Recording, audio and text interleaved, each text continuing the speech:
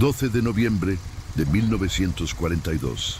El Alamein, Egipto, 18:34 horas.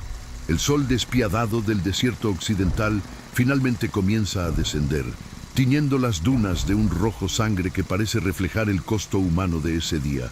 El soldado Thomas McKinley, del Segundo Regimiento Real de Artillería Antitanques, está sentado en la trinchera, con las manos temblorosas cubiertas de grasa y mugre. Sostiene un trapo sucio y limpia meticulosamente el cerrojo de su rifle antitanque Boys calibre 55. No solo está limpiando un arma, está tratando de aclarar la frustración de un día entero de fracasos mortales. La Segunda Guerra Mundial en el norte de África se había convertido en un duelo de máquinas, y en ese momento la máquina británica estaba perdiendo. La batalla de El Alamein no fue solo una cuestión de territorio. Se trataba de la supervivencia de la Octava Compañía frente a la supremacía tecnológica del Afrika Korps de Erwin Rommel. Los tanques ardían en el horizonte. Columnas de humo negro se elevaban directamente en el aire en calma, marcando las tumbas de tripulaciones enteras que no tenían ninguna posibilidad contra los blindados alemanes. Para el algoritmo de la guerra, hombres como McKinley eran solo números, pero para la historia que estaba a punto de cambiar, él era la pieza clave que el ejército británico necesitaba desesperadamente encontrar en medio del caos de las batallas de tanques en el desierto. Esa mañana, el pelotón de McKinley se había enfrentado al mayor terror de la infantería aliada, 6 Panzer IV, modelo F2. Dispararon 23 veces. 23 proyectiles de acero sólido perforantes volaron hacia los gigantes de metal.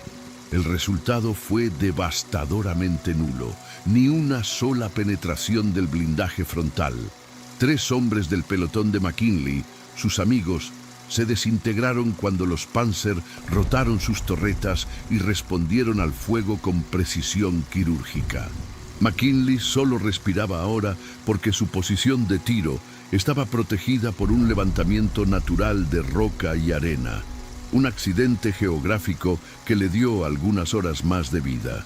Mientras engrasa la aguja de su rifle, sus ojos están fijos en un lugar a 200 metros de distancia. Hay un Panzer IV destruido allí. No fue derribado por el pelotón de McKinley. Ese monstruo de metal había sido silenciado por un bombardeo de artillería pesada británica durante la noche anterior. Una casualidad, no una habilidad. Pero hay algo en ese tanque silencioso que llama la atención del soldado. Una anomalía visual que, debido al calor y el cansancio, no puede procesar completamente desde la distancia. Para comprender la obsesión de McKinley, debemos comprender la pesadilla que fue enfrentar este vehículo. El Panzer IV fue el caballo de batalla de Alemania. Desarrollado a mediados de la década de 1930 como tanque de apoyo a la infantería, el Panzerkampfwagen IV había evolucionado. La variante que aterrorizó al norte de África en 1942, el modelo F2, no era solo un tanque, era una sentencia de muerte para las orugas. Con un peso de 25 toneladas de acero endurecido y propulsado por un motor Maybach HL120 de 300 caballos, se movía por la arena con una agilidad que desafiaba su peso. Pero su verdadero poder, la razón por la que los soldados británicos lo llamaron el especial, residía en su armamento. Los primeros modelos llevaban cañones cortos, útiles contra la infantería pero inútiles contra blindados pesados. La F2 era diferente. Llevaba el nuevo cañón largo KWK-40L43 de 75 mm. La balística de esta arma era aterradora. El cabo John Jack O'Connor, un veterano de las campañas en el desierto, describió el sentimiento de impotencia en su diario recuperado, fechado 2 semanas antes de este evento. Pudimos ver los destellos de sus armas a 1 milla de distancia. Antes de que pudiéramos siquiera ajustar nuestras miras, nuestros tanques Crusader estaban explotando a nuestro alrededor. El sonido del metal desgarrado es algo que nunca abandona tu cabeza. El cañón largo alemán, el de 75 milímetros, atraviesa nuestro blindaje frontal como si fuera cartón mojado. Respondemos al fuego, vemos las chispas que los golpean y siguen llegando. Es como tirar piedras a un cocodrilo. La moral de los chicos se está rompiendo. Se ve en sus ojos. No es el miedo a morir, es el miedo a morir sin causar ningún daño al enemigo. El cañón alemán podía penetrar 77 milímetros de blindaje a una distancia de casi 2 kilómetros. El blindaje frontal del Panzer IV había sido reforzado hasta 50 milímetros, con placas adicionales soldadas, creando una barrera de 80 milímetros de acero endurecido. Los tanques británicos, con sus cañones de 2 libras, necesitaban acercarse a 300 metros para tener una posibilidad matemática de rayar la pintura alemana. Y en esta zona mortal de 700 metros, los Panzer reinaban, masacrando a las formaciones aliadas antes de que comenzara la batalla.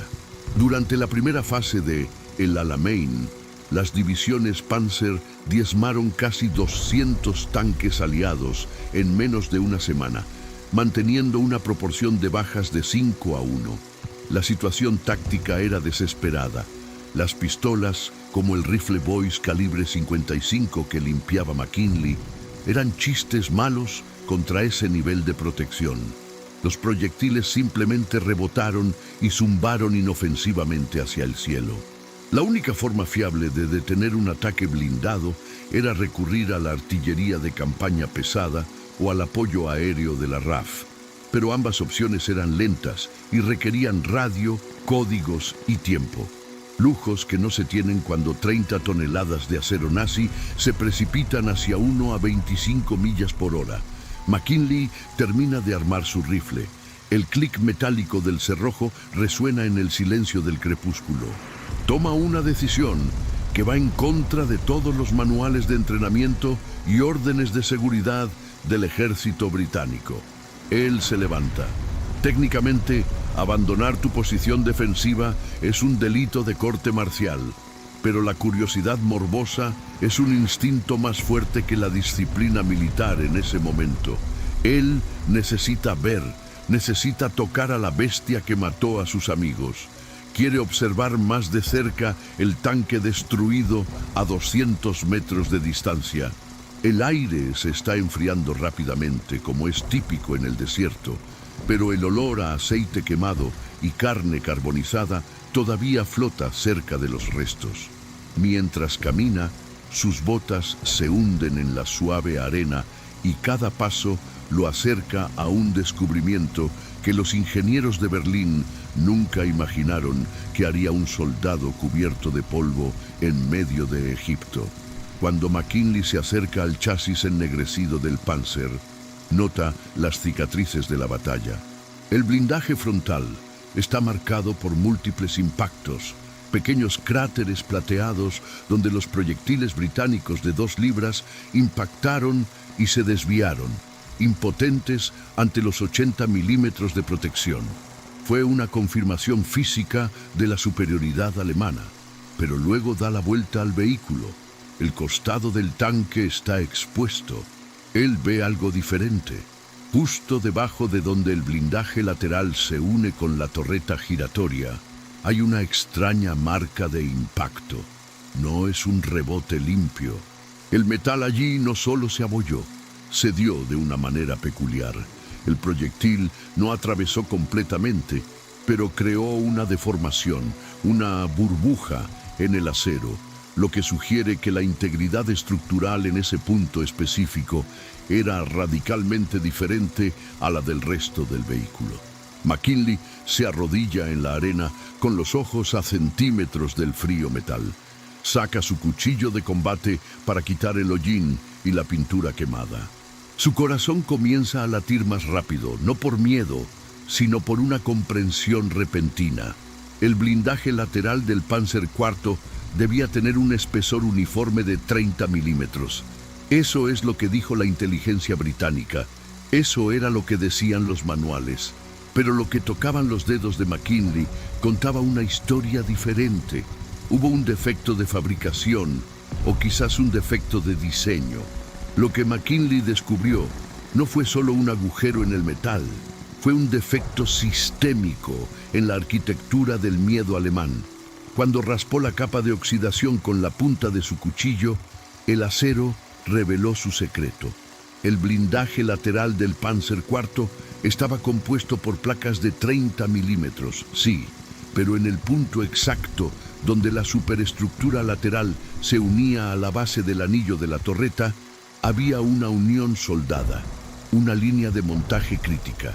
Lo que nadie había notado, o tal vez lo que el hollín de la batalla siempre había ocultado, era la configuración de esta soldadura en particular. Había una banda estrecha de menos de 5 centímetros de alto que recorría la circunferencia de la base de la torre, donde el metal perdía densidad.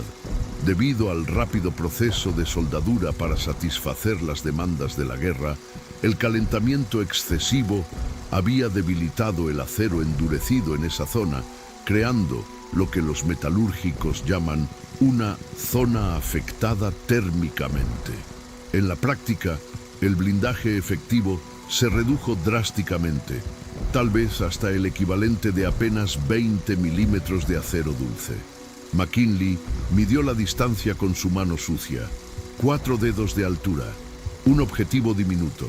Pero para un artillero británico desesperado, 4 dedos de debilidad eran un camino hacia la victoria. No era ingeniero, no tenía un título en balística, pero había disparado suficientes balas perforantes con su cañón de 2 libras para conocer una verdad universal. Si golpeas un punto débil con suficiente fuerza, toda la estructura colapsa. Su respiración era rápida. Enfundó su cuchillo y corrió de regreso a las líneas británicas, ignorando el peso de la fatiga. Encontró al teniente James Caldwell estudiando mapas tácticos en un refugio improvisado, iluminado por una lámpara de queroseno. Caldwell, un oficial de carrera de 26 años con el rostro desgastado por la arena y el estrés, apenas levantó la vista. Si se trata de raciones, McKinley, vuelve a tu hoyo. No tenemos nada hasta el convoy de mañana, refunfuñó el teniente sin apartar la vista del mapa del sector sur. No es comida, señor, es el tanque. El Panzer destruido, jadeó McKinley, tratando de recuperar el aliento y la compostura militar. Señor, necesita ver la soldadura. Hay un defecto. Creo que sé cómo matarlos. La audacia de la declaración hizo dudar a Caldwell. Miró al soldado con una mezcla de incredulidad e irritación, pero había algo en la urgencia de McKinley, una certeza febril que no podía ignorarse. Los 2 hombres regresaron bajo la luz de las primeras estrellas. Cuando Caldwell pasó el dedo por la depresión del metal y escuchó la teoría de McKinley, la expresión de escepticismo desapareció, reemplazada por un cálculo frío y mortal. El teniente no perdió el tiempo. El descubrimiento fue inmediatamente comunicado al capitán Richardson, comandante de la compañía antitanque. Esa misma noche, en una sofocante tienda de mando llena de humo de cigarrillo y olor a café recalentado, se convocó un consejo de guerra improvisado. Estuvieron presentes los sargentos de pelotón y los artilleros más experimentados. Richardson, un hombre pragmático que había visto morir a muchos buenos soldados intentando perforar el frente de los blindados alemanes, escuchó el informe en silencio. Miró el boceto dibujado a mano por Caldwell, que marcaba la línea vulnerable en el costado del Panzer. «Caballeros», comenzó Richardson. Su voz profunda atravesó el zumbido del generador afuera. «El soldado McKinley puede haber encontrado la aguja en el pajar. La inteligencia nos dice que el costado mide 30 milímetros. Pero si esa soldadura compromete la estructura como describe el teniente, un proyectil sólido de 2 libras disparado a 1/4 de milla no rebotará. Va a entrar. Hubo un inmediato murmullo de protesta. El sargento mayor Arthur Bull Evans, un veterano de la campaña griega, negó con la cabeza. Con el debido respeto, capitán, estamos hablando de alcanzar un alcance de 2 pulgadas en un objetivo en movimiento, dijo Evans, señalando el dibujo con un dedo grueso. Y para hacer eso con un cañón de 2 libras, debemos dejarles llegar a 400 o 500 metros. Eso es un suicidio. A esa distancia, sus ametralladoras coaxiales nos cortarán por la mitad antes de que podamos disparar el segundo tiro. La objeción era válida. La doctrina estándar dictaba el enfrentamiento a la máxima distancia posible. Acercarse significaba entrar en la zona letal de los MG-34 alemanes. Pero Richardson sabía que la doctrina actual estaba fallando. Necesitaban una nueva apuesta. «No vamos a atacarlos de frente, sargento», respondió Richardson, trazando una línea en el mapa. «Cambiaremos de táctica. Prepararemos una emboscada en forma de L. Dejaremos que los Panzer pasen a través de nuestra primera línea camuflada. Cuando expongan sus flancos para avanzar hacia la infantería, atacaremos. 2 cañones por objetivo». Miró a los ojos de todos los hombres en la tienda. El primer artillero apunta a la vía de conducción para inmovilizar el vehículo. El segundo artillero... Richardson hizo una pausa dramática. El segundo artillero apuntará exclusivamente a esa línea de soldadura. Es arriesgado. Si fallamos, estamos muertos. Pero si no lo intentamos, de todos modos perderemos la línea de defensa mañana. La autorización para probar la táctica provino directamente del brigadier Gatehouse, comandante de la 10ª División Blindada, aunque a regañadientes. La orden era clara. Se les permitía gastar municiones y arriesgar posiciones, pero necesitaban resultados. Si fracasaban, no serían más que una nota más entre las bajas británicas. La noche del 13 de noviembre transcurrió en febriles preparativos. Al amparo de la oscuridad, los equipos de artillería movieron sus cañones Ordnance QF de 2 libras. No cavaron las trincheras de cara al enemigo como de costumbre. En lugar de ello, se posicionaron en ángulo, escondidos detrás de dunas laterales, creando un corredor de la muerte, una zona de exterminio donde los servicios de inteligencia predijeron que los alemanes atacarían a la mañana siguiente. McKinley no durmió. Pasó la noche con su equipo repasando la secuencia del rodaje. Caterpillar, luego suelda, caterpillar, luego suelda. Se convirtió en un mantra. La tensión en el aire era palpable, casi eléctrica. Estuvieron a punto de dejar pasar a los tanques más peligrosos del mundo a pocos metros de sus narices, basándose en una teoría basada en un rasguño de cuchillo. A las 7:23 de la mañana del 14 de noviembre de 1942, la radio chisporroteó. El vigía de avanzada susurró las palabras que todos temían y esperaban. Contacto visual, polvo en el horizonte, sector 4, son Panzers. Repito, 4 Panzer IV en formación de diamante avanzando hacia el corredor. El capitán Richardson, que observaba a través de binoculares desde una posición elevada, presionó el micrófono de su radio de campaña. Atención a todas las unidades, nadie dispara. Repito, nadie dispara hasta que crucen la marca de los 600 metros. Que entren en la trampa. El suelo empezó a temblar. El sonido inconfundible de los motores Maybach y el chirrido de las orugas de acero sobre la roca crecieron como una tormenta que se acercaba. McKinley, que ahora servía como cargador del arma principal de su sector, miró al artillero que estaba a su lado. El hombre estaba sudando frío y tenía el ojo pegado a la mira telescópica. Los monstruos de metal aparecieron sobre la cima de la duna. Eran enormes, pintados del color amarillo arena del desierto, con las cruces negras de la Wehrmacht visibles en sus costados. Avanzaron con arrogancia, las torretas giraban lentamente, buscando objetivos más adelante, ignorando por completo el peligro que acechaba en sus flancos. 600 metros, 500 metros. Ahora estaban peligrosamente cerca. McKinley podía oír el sonido mecánico de los engranajes. Podía ver el polvo que escupían los tubos de escape.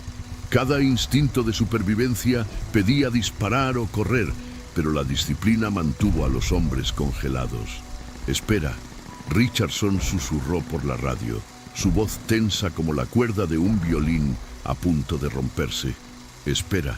El tanque líder pasó directamente frente a la posición oculta de McKinley. El flanco quedó expuesto.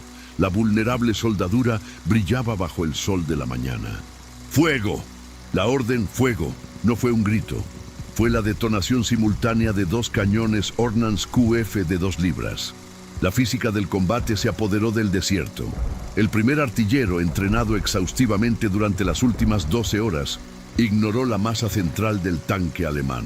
Apuntó bajo, a la rueda dentada delantera.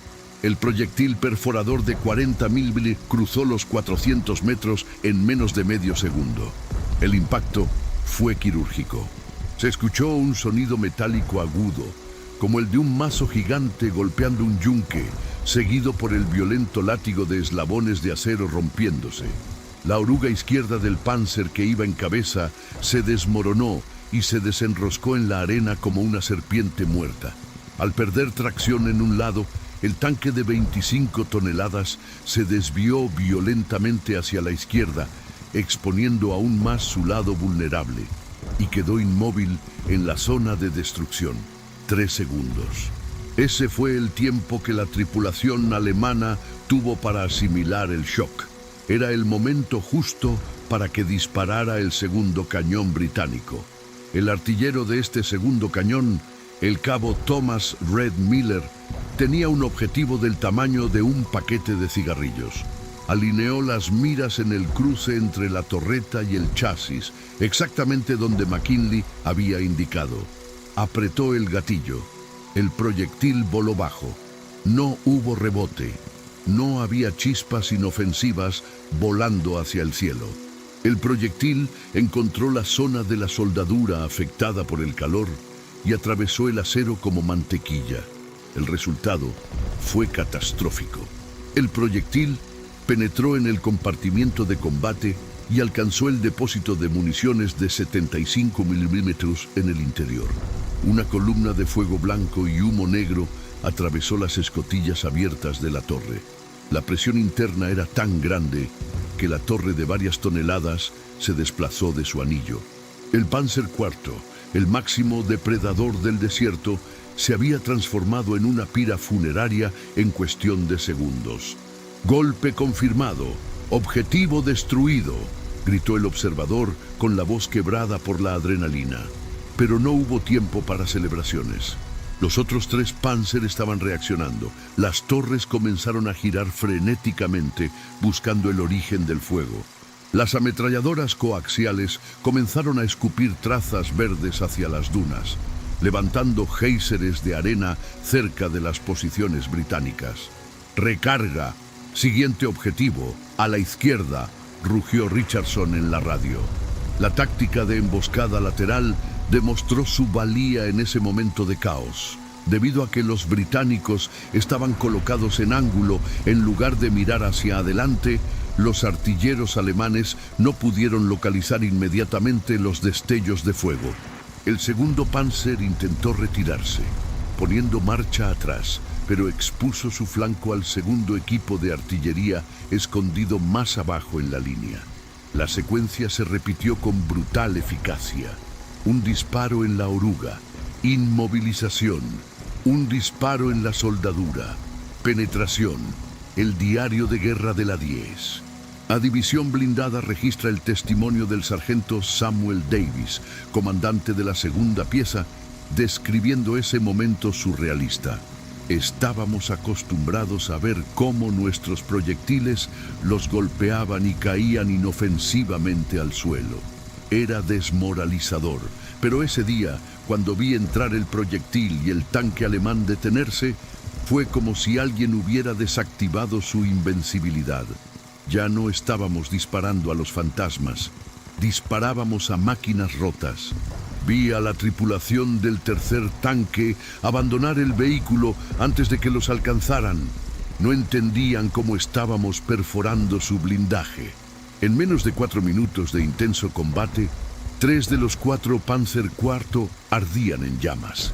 El cuarto tanque, con el motor humeante y con la óptica destruida por el fuego de ametralladora, logró retirarse detrás de la cresta de la duna, huyendo hacia el oeste. El silencio volvió al desierto, roto solo por el crepitar de las llamas y las explosiones secundarias de municiones cocinándose dentro de los tanques destruidos. McKinley abandonó su posición, con el rostro cubierto de polvo y pólvora. Miró al capitán Richardson.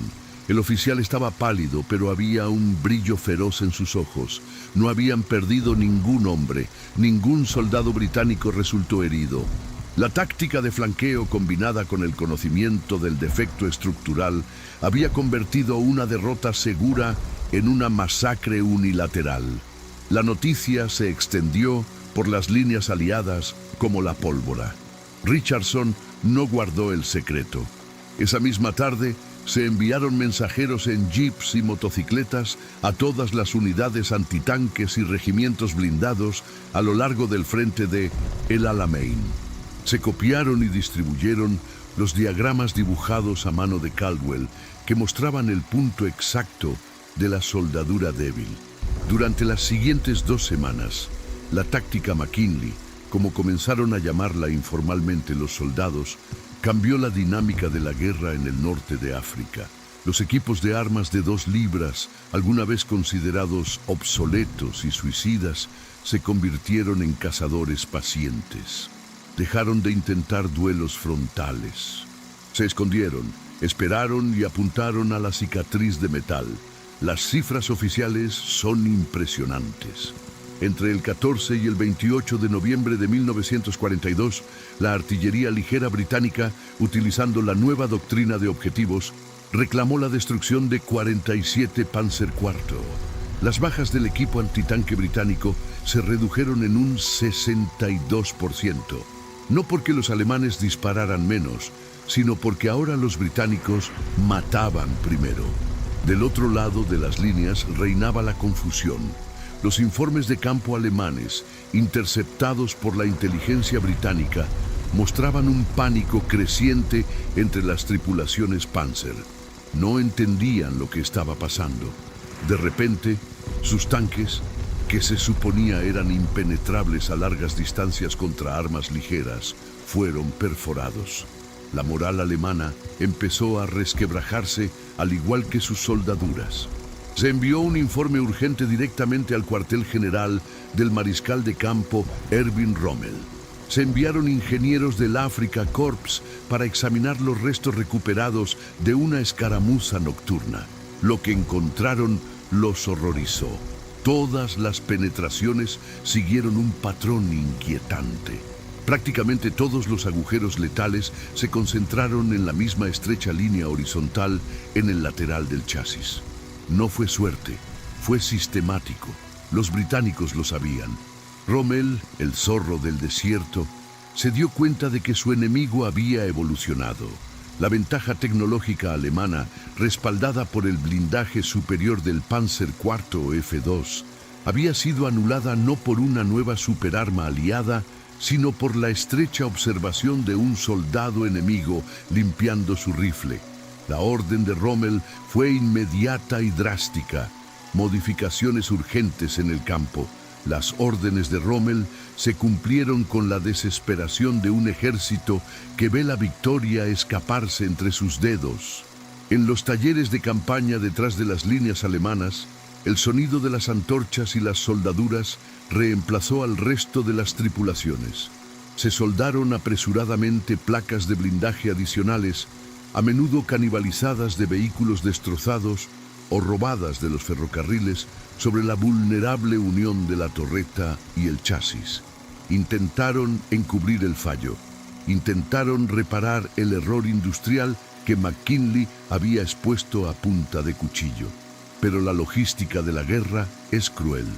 El tiempo es un recurso que no se puede fabricar. Cuando comenzaron a aparecer modificaciones a gran escala en diciembre de 1942, el momento estratégico ya se había perdido. El impulso del Afrika Korps se rompió. La táctica McKinley había permitido a las fuerzas británicas, con equipamiento técnicamente inferior, desangrar las divisiones blindadas alemanas lo suficiente como para permitir el avance masivo de la infantería y de los nuevos tanques Sherman que llegaban de América. El mito de la invencibilidad del Panzer IV había sido desmantelado, no por una superarma, sino por el ingenio humano. El soldado Thomas McKinley sobrevivió al infierno del desierto.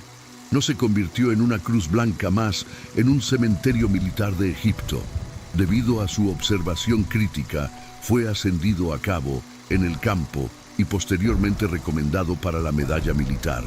Pero el ejército, reconociendo que su valor residía más en sus ojos que en su dedo en el gatillo, lo sacó del frente en 1943.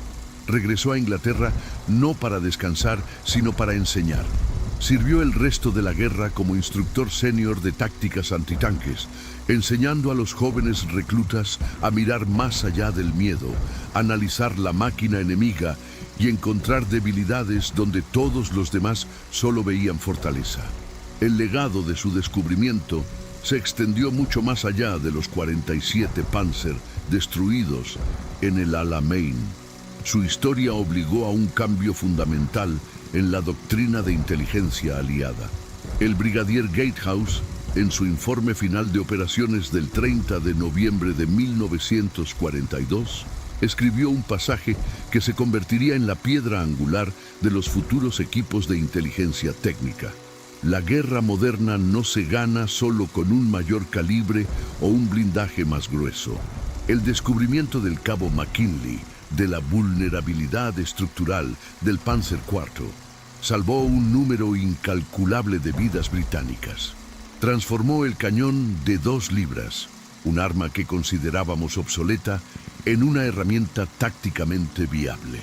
Recomiendo que, a partir de hoy, cada vehículo enemigo capturado sea estudiado no solo por ingenieros en laboratorios distantes, sino también por soldados veteranos con lupas y cuchillos.